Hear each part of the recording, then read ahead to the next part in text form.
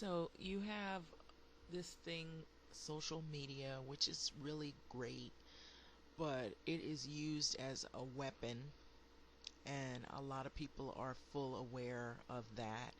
And a lot has been going on having to do with politics and having to do with race, having to do with people's political position or people how they may feel about another individual based on class, financial stability, or the poor, whatever issue that they feel disgruntled or they have a debate over. And a lot of these issues are not uncommon. A lot of these issues that we're seeing, like Section 8, a lot of the things going on in black communities and outside of black communities and other groups, religious groups, none of this is uncommon, especially in America. And America just seems to harbor a lot of debate and a lot of controversy when it comes to people's position at how they feel about others. So it doesn't necessarily just always point out race, it can also point out people's class and status based on money. And so I had put up this pyramid before, and it what it is it shows classism. At the top you see there's capitalism, which America is pretty much built on. And then you have the people that are at the top, which are the more wealthier, the people who are, you know, religious. And then you have people who are fighting in the war, and then you have these other people who sort of they live uh, with a higher standard of class. They eat, they enjoy the fruits of others' labor. And then you have the bottom class, which is the people who do all the footwork and the hard labor, and they don't really have enjoyable lives. It's just they're trying to make it through life. And that pyramid is on the internet. If you want to look it up, you can read about it. But that's basically what, in a nutshell, what it's about. But here, this is a memorial of 1921, the Black Wall Street Memorial.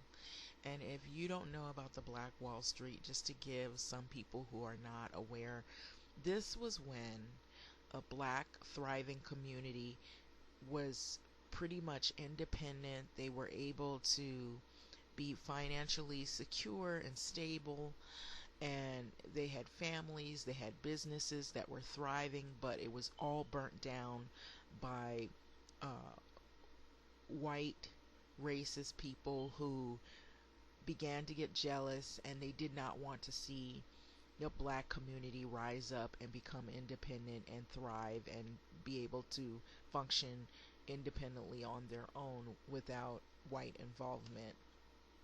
And so a lot of this is not new. There were other cities, other organizations and groups that were independent of itself. So black males, black women, black people have a lot of frustration and a lot of really ill feelings about a lot of past hurts, a lot of things that even now have affected us today. You know, the incarceration rates, um, how they use the prison industrial complex to market goods off of cheap labor of inmates, and primarily the inmates are a high number of African American males. And also I would like to say, I'm focusing on African American, but there are a growing number of Hispanic Latino population in the prison system.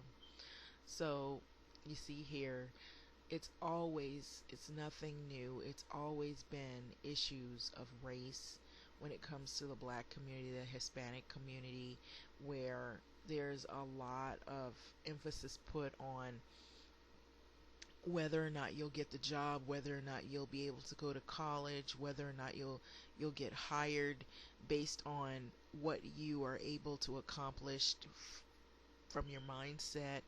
Um, or is it that they just want to fill a quota because of skin color? They have the lack of diversity at some of these establishments. So there has been a lot of discrimination towards people of color, people who are black, people who are not white.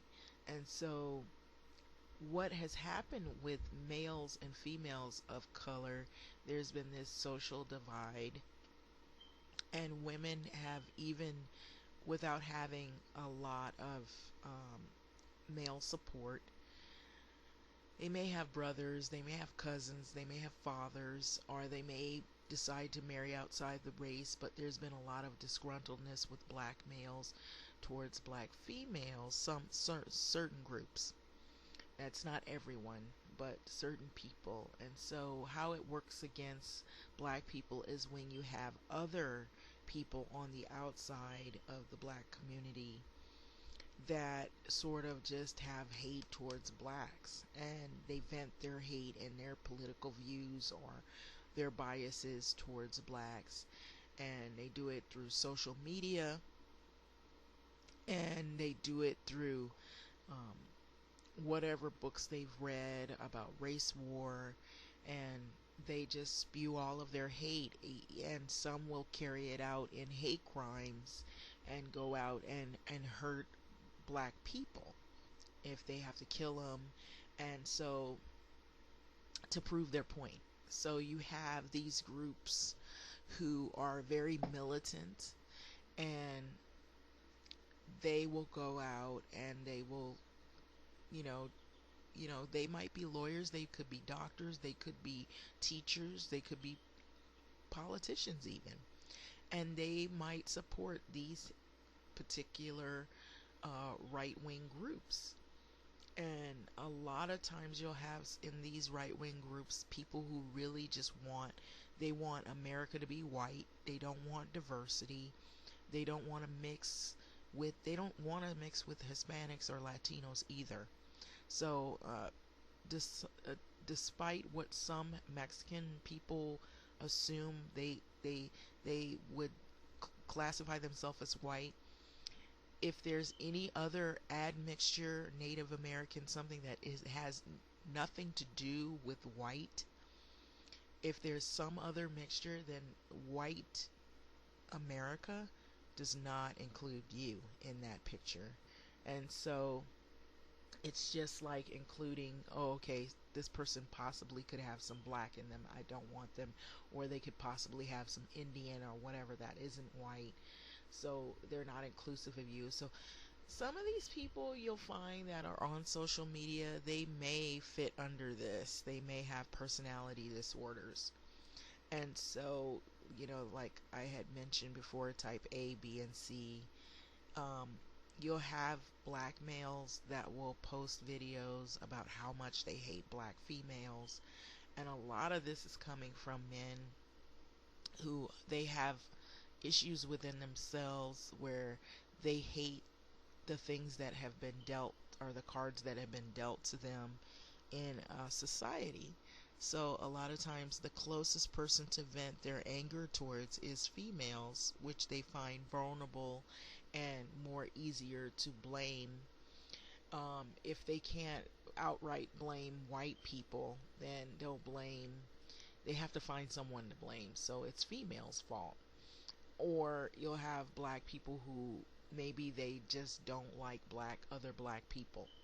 And so they'll fight against other black people, and they'll get on, sometimes not even social media, sometimes you'll have other black commentators that are on news talk shows, and instead of them working for the black community to help better situations, they talk against the black community, and we know who those people are. I won't call people on a first name basis, but we have these young ladies who were a part of the beginning or the birth of Black Lives Matter.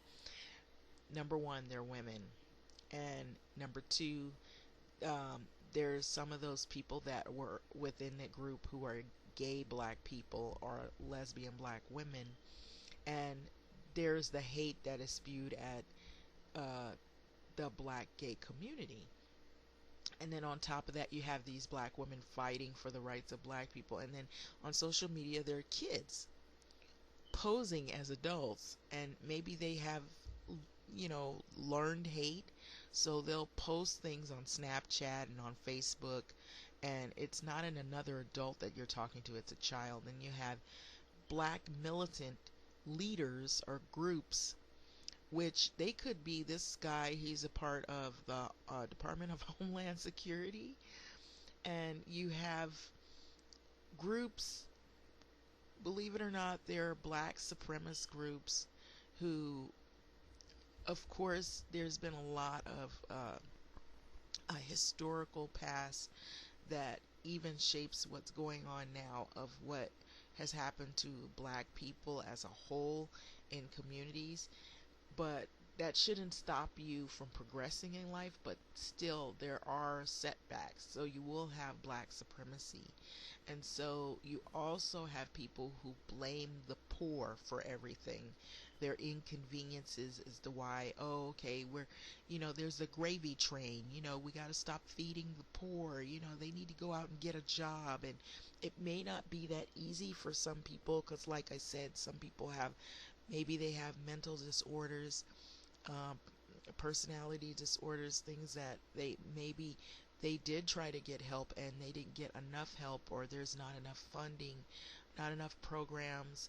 And then some people are dependent on drugs, and it's not like a overnight process to get off some of these drugs. Some of these drugs too are pharmaceutical drugs, which we have seen more recently, opioid. Sometimes people are prescribed things for one issue, and then there's side effects, and then you become addicted to pharmaceutical drugs. And so you have people who have this look at the poor as an eyesore, something to be just swept away. So it's easy to push them away and push them out instead of deal with the issues that are happening. And then you have black women who are called welfare queens, and I went over that. And so it's easy for males, especially if they're on these programs themselves, to blame black females, because maybe that woman, maybe she decides she wants to go to college, she wants to get herself off of welfare, or she wants to get a job. If she has a man laying around the house who doesn't want to work and doesn't want to be productive, but she wants to be productive, he doesn't want to see that, because now that means she might want to be involved with somebody who is doing the same thing she's doing, trying to better themselves. And he doesn't want that if he's not trying to better himself. So therefore that means also his day or his ticket, or of living with her is probably soon enough to be over. So you got a lot of black males who live in public housing with these black females, and see, they're not telling you that. So it's easy to blame the woman because she's the scapegoat and more vulnerable, and to blame the kids and whatnot. And so for welfare and public assistance. And then you have white people who are on the internet, and they just they hate other groups. And you have some people who are just into guns, and I found that a lot to be, it's in the cities, but I found it a lot to be in the southern states where guns are the thing to have. And I went and traveled back to South Carolina, and there were gun commercials, like as if you would see like maybe a juice commercial or a Coca-Cola commercial or something. So, but it was like normal. Then you have these people, like I said, who are racist. They just have blatant hate, and they may hate, they may hate, it could be people of color, or maybe it could be a political position people have. They may hate Republicans or Democrats. They may hate feminism. They probably just hate people. So you have all this going on social media. So it's not uncommon. And you'll have guys, women too, that will make videos about how much they hate certain groups and hate certain people for whatever the reason. So just get ready. It'll be a lot more of that.